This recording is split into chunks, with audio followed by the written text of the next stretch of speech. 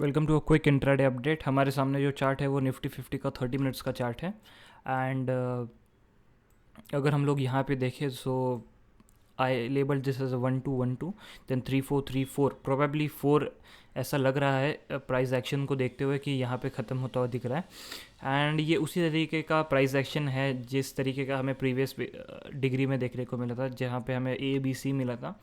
ये थोड़ा एक फ्लैटिश करेक्शन था और यहाँ पे जो है ये जो मूवमेंट है ये थोड़ा एक डीप है। तो उसी तरह से अगर मैं इसे भी शायद अगर इसे ए वेव लूँ एंड इसे बी वेव लूँ, just for the sake of simplicity मैंने यहाँ पे लिया है। आप इसे वेव को यहाँ भी ले सकते हैं या फिर यहाँ भी ले सकते हैं, और it can be a WXY also. So ABC। सो ये एक सिनारियो है कि यहाँ पे अगर शायद हमारा ABC ख़त्म हो रहा है and you are getting this fall, so probably हम लोग एक ऐसा एक अज्यूम करके चल सकते हैं कि शायद हम और डीप ना जाए वेव 2 के करेक्शन के लिए, जो कि एक पॉसिबिलिटी थी। तो ऊपर से हम लोग ने करीबन यहाँ पे 38% कर लिया है अकॉर्डिंग टू वेव 4 के परस्पेक्टिव से। लेकिन टॉप एंड से अगर हम लोग देखेंगे तो then we are still shy for 38%। And वो 38% है अराउंड 15,800। सो वो एक है। तो एक लास्ट जो हमें एक कट ऑफ पॉइंट अगर हम लोग यूज़ करते हैं कि if this is wave 4 has ended year, तो उस लास्ट कन्फर्मेशन हमें एक मिल जाएगा that is a close below 15,385 which is the 61% of this previous rise. तो ये प्रीवियस राइज के 61% के नीचे क्लोज कर दे हम लोग, so that would probably mean कि वेव 4 यहाँ पे ख़त्म हो चुका है। हमें 50 EMA as well as 20 EMA के नीचे भी क्लोज मिल चुका है। सो प्रोबेबली हम लोग कह सकते हैं कि जो आवरली ट्रेंड है वो नेगेटिव हो चुका है। और अगर हम लोग एक वेव 5 का यहाँ पे प्रोजेक्शन करें simply on the basis of Fibonacci extension, तो वो आता है अराउंड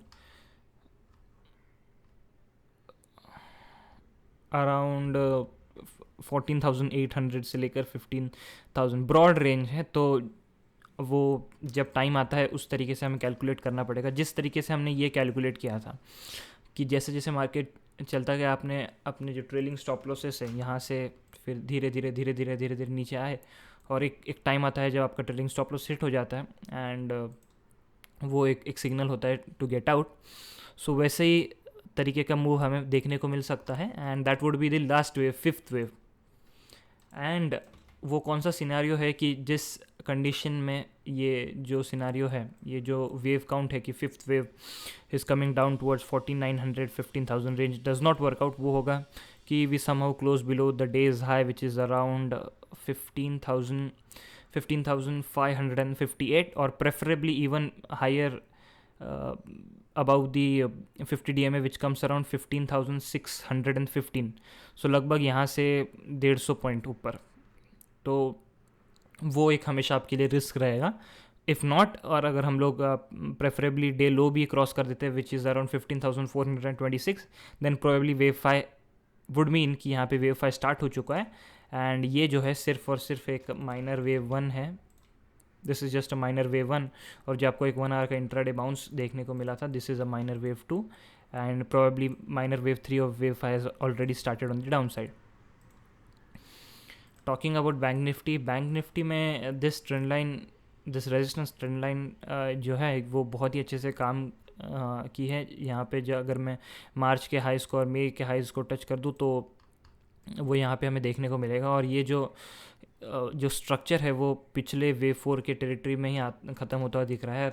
और सेम हमें इसे ABC के तरह लेबल कर सकते हैं, कॉम्प्लेक्स ABC, या फिर मैं इसे WXY भी लेबल कर सकता हूँ। सिंप्लिसिटी के लिए अभी हम लोग सिर्फ इसे वेव C लेबल करते हैं। सो दैट इज़ इट। एंड इसका 61% आता है अराउंड 61% इज़ अराउंड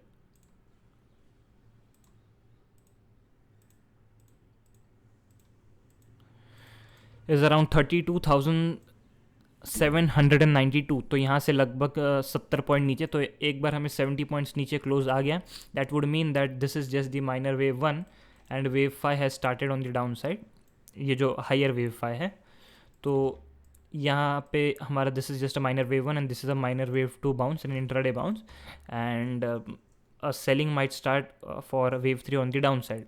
एंड अगर एक बहुत ही शॉर्टर टर्म के परस्पेक्टिव से हम लोग देखें कि अगर if we cross the day high जो कि है around day low sorry which is around 32,762, वो एक फाइनल कन्फर्मेशन होगा कि minor wave third of wave five started, and वो जो प्रोजेक्शन है that comes around 32,200 600 points below. And यहाँ पे जो वेव फाई का जो है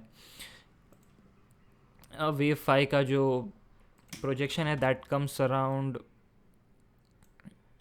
32,500 if wave 1 and wave 5 equal, and but यहाँ पे अगर मैं एक सिंपल एक्सटेंशन भी ले लूँ एंड उससे अगर हम लोग वेव 5 के टारगेट्स कैलकुलेट करें दैट कम्स एनीवेयर बिटवीन 32,200 से लेकर 31,700।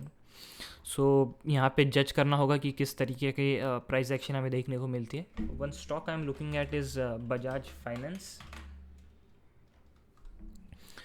सो यहाँ पे अगर मैं डेली पे देखूँ तो if I close out the volume bars after the Z truncation over here which we have seen in Bank Nifty as well, we have got an impulsive move। ये जो move है वो quite impulsive है। so यहाँ पे I can label this as a wave 1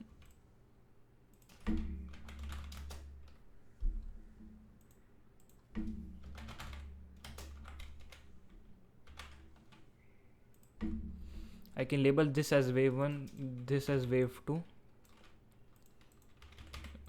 wave 3, यहाँ पे wave 4 and a probable wave 5।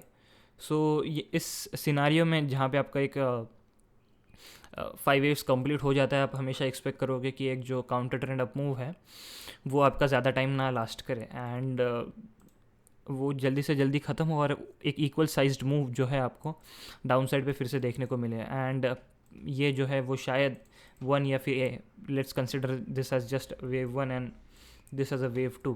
तो यहाँ पे अगर वेव 2 ख़त्म हो चुका है विच जो कि 38% के अराउंड आ रहा है, that is around 5,582। So an equal sized move जो है वो आपको फिर से मिलेगा। तो वो इक्वल साइज्ड मूव कहाँ तक आता है? तो इक्वल साइज मूव आता है आपको अराउंड 4600 तक, और ये 4600 तक आपका मूव तब आएगा जब हमें कंफर्मेशन मिल जाएगा कि wave 2 has ended over here, और else there is a chance कि वेव 2 में this is just an A wave, a B wave bounce and a probable C wave bounce जो हमें शायद 5600 तक लेके जाए, and then we can have a third wave decline. So that is possible. So हमें यहाँ पे जज करना पड़ेगा। Final confirmation would be a daily closing below the wave 5 swing low that comes around 5,220. Okay, so yeah, that was it for the video. Thank you.